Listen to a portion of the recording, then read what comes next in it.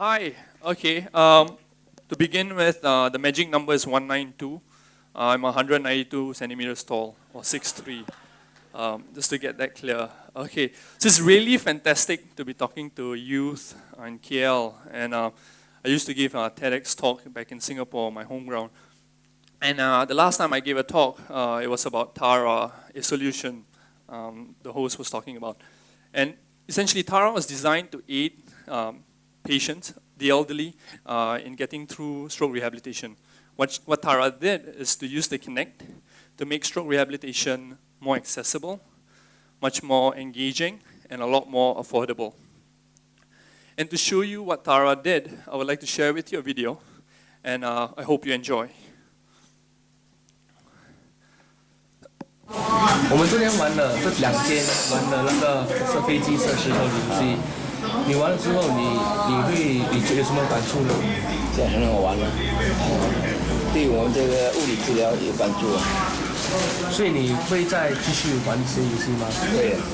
So it's more helpful that you can see also the effort from the patient that they're trying to do and play the game that you have. This is more easier also for us because this one we don't need, they don't need to hold anything. What if the patient's grip is very weak? So this one more on functional way, so it's easy for us also to assess them with regards to the range of motion, the movements, and also their hand activity. So it's more helpful. So it was really fun and a very good experience. And although since then Tara hasn't gone very far, hasn't improved a lot. Because some of the reasons I'll share with you later. I've grown a lot as an individual, as an innovator, and there are some experiences that I went through and some lessons I learned from them. And that's why I'm here today. I want to share them with you. Hopefully, it helps you out. So this, to this day. The reason I'm standing here began somewhere around 2010, where I joined a competition called the Imagine Cup. I'm sure some of you know it. And what the Imagine Cup does is that they encourage students to use technology to build solutions that solve some of the world's toughest problems. The Millennium Goals, eradicating poverty and education, improving education. And so it was a very good competition, but I only had one goal. And one reason why I was actually participating. And that was I wanted to represent my country. Because for a very long time, I wanted to know what it feels like to be holding the flag, right? And telling the world, hey, I'm from Singapore, right? And so, but the thing is, every time I came back from the competition, my goals changed. And one of the first changes happened in 2010 when I came back from Warsaw. And I realized that, it's fun representing my country and stuff, but it's a lot more fun when I was learning, right? I learned a lot more, and I decided to value that. So in 2011, I decided to compete again. And when I came back from 2011, right, my objective then was to actually learn as much as I could. When I came back, it suddenly changed again. And what then happened is I learned that, technology is so impressive. It empowers us youth to actually be able to create change. And so, you see, the thing is that the lesson you can take away from this is that looking forward, right, as young people, we don't know what the journey is like, how it will end, right? And so, because change is inevitable, everybody will change, everybody will go through these changes. And so what you need to do is to embrace it, in a lot of senses, and grow with it. So start with that one small idea. You want to impact your community? Go ahead, do it. Maybe you'll change the world, right? So that's the lesson. That's the first lesson I want to bring to you guys. Start small and let it grow with you. Let your goals grow with you. So moving on to the next stage of the competition, where we were trying to figure out what is the solution? What do I want to fix? And the thing is that every morning, I had this drive, like I was obsessed. I want to represent Singapore. I want to represent Singapore. And then I went in, and every morning I wake up and I'm like, okay, what's the solution for the day? Okay, here's my solution. And I'll go ahead and try and apply it to problems. For example, I would say, I want to use SMS technologies and hook it up with servers and then try and solve logistical issues. And then throughout the day, I'll think like, oh, how will this affect education? Can it eradicate poverty? And then at the start, it would look like, wow, I am onto something great, right? And then when I do a lot more research on the problem, I realize that, oh, wait, there's a problem here. I cannot fix it. So never mind. And then I realized maybe my approach was wrong, because what we are trying to do here is trying to take a solution and trying to fit it into a problem. And that's the wrong way to go about doing it. And it's dangerous, actually, because when you do this, you tend to focus a lot more on the solution rather than trying to find out and learn about what's the problem actually. And one example is this. I had a friend, a young guy, and then he said, I want to create change, I want to give back. And he was talking about how he wants to go to Nepal and distribute food and clothes to the poor. And he did that. He went to Nepal, distributed, everything was fantastic. At face value, it seemed like he's creating a lot of impact. He went back home, came back the next year, and then he met someone, a villager, and he came up to him and said, hey, are you coming back to distribute food and clothes? And my friend went, yeah, why not? I mean, we're here to help you guys. And then this guy surprisingly said, please go back. Don't do it. And my friend was shocked. Okay, why? And then this is what he said. He said that after you guys distributed food and clothes, guys like us, villagers who actually made a living through selling food and clothes, we were impacted, right? We couldn't have business. And you see, so there are very serious consequences that you may overlook if you don't try and understand the problems. And so this leads me to the next lesson, that innovation is not a big bang. It doesn't happen overnight. It's not a aha, eureka moment. It's a gradual process that you have to undergo, right? And then now the question would be, okay, so how do I go through this process? How do I begin? Well, to me, the first step is to identify a topic that you like to listen or read about. And why is this? Because you see, the fundamental step to learning something begins with either reading about something or listening to someone talk about it.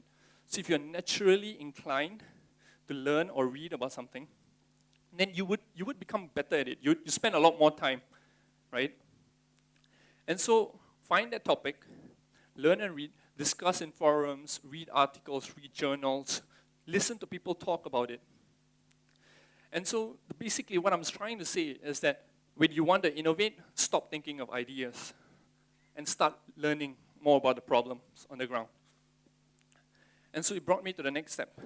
So I've got the idea, I grabbed a group of friends, and then we were, young individuals ready to change the world. And then we started writing code, doing our pitches, and then we went ahead and to compete. And on the first day of the competition, we got destroyed.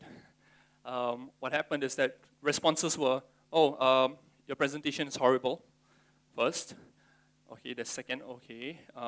Second is, your solution is confusing, so don't even try. And it really disappointed us, right? And what happened next is that we received an email from one of our lecturers, and he said that, your solution may be confusing, but I think there's value in it, and I'm willing to mentor you guys. And we said, okay. And I think till today, right, that's one of the most important things that has happened, and it has led me to being here. And so it taught me a few lessons. This one experience taught me a few lessons. First, it's about failure. You see, failure, you need to be comfortable with it. You need to understand that failure it will happen. You will fail a lot more than you will succeed. But take note, you need to understand that failure is not the opposite of success. Failure is a step towards success. And that's a very important mentality to have. You see, and like Seth Godin is a very famous innovator and entrepreneur, and he said if failure is not an option, then neither is success, right? So go ahead, be comfortable with failure. Fail a lot. I fail a lot. And there's this saying, right? What's the difference between a master and an apprentice? Can anyone guess? So, okay, here's the answer. The master has failed a lot more times than the apprentice has even started trying, right? So that's the mentality you need to have. It's a very important mentality. So moving on, next, and this is another one. Learn to speak the language of the trade, and I don't mean Bahasa Melayu or French or English or Spanish. I mean, learn how to speak like the professionals within that industry.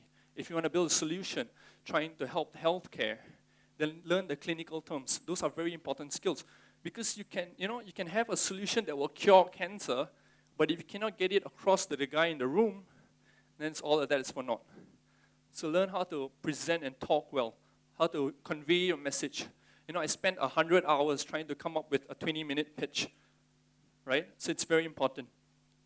Next, and how many of you are parents, mentors, teachers, right? This one is for you. You see, your job in all of this is only one thing. Create an environment where we, as innovators, can fail and not get judged, right? Because if we are comfortable with that place, then we will take risk. But here's the catch. Do not take it to be that you allow them to only do things that are comfortable with. Challenge them, right? But if they fail, it's okay. So let them be comfortable. And so at the end of the day, for parents, mentors, and teachers, your only thing to do is to show them a direction, suggest to them a direction, right? And let them go on it, walk in par with them, and at the end of the day, if they fail, give them a hand and get them back up. And so, remember, coming back to the Imagine Cup, when I returned from my second round from New York in 2011, remember I had this epiphany that I wanted to, create change using technology. And so I decided that, I want to make Tara available to everyone in the world. And so I was working hard at it, and like every other Singaporean son, I received the letter, the pink letter that states you need to go to the army. Yes. So for 2 years, work on Tara slowed down. And in that 2 years, another company came along, built a similar solution. They rolled it out, they got into market, got the clinical trials done, and then we were left behind. And it really honestly devastated me. I was depressed for a while. But then, and this is a lesson nobody taught me, right? And it's perhaps the most important one, that when it comes to innovation for a cause, it doesn't matter if you roll that solution out or the guy next to you, right? In fact, it's an obligation that you find a solution. If you find something that's worth changing the world, it's your job to tell the world about it and let it take its course, right? And so I did that. I accepted it. I decided to shelve Tara, and I started to work on something else. And today, I am working on bringing courses to students in my school, SMU. And what I realized was during my first few weeks in school, I met a lot of enterprising, entrepreneurial students who had brilliant ideas, ideas that could change the world. And I asked them, why aren't you doing it? And they said, I might not have the skills, I lack the confidence. And then when you dissect it, you realize that, that skill can be imparted very easily, so why isn't anyone doing that? And so I decided to bring external organizations into my school to run workshops that will give the students the skill sets required to take your ideas from ideation to creating your first prototype to changing the world. And just like everyone else here, just like you, I don't have any clue where this journey will take me to. But there's this philosopher, Lao Tzu, he once said that a journey of 1,000 miles begins with a single step. So I would invite you to find your journey of 1,000 miles and join me in taking your first step towards creating the change you want to see. Thank you.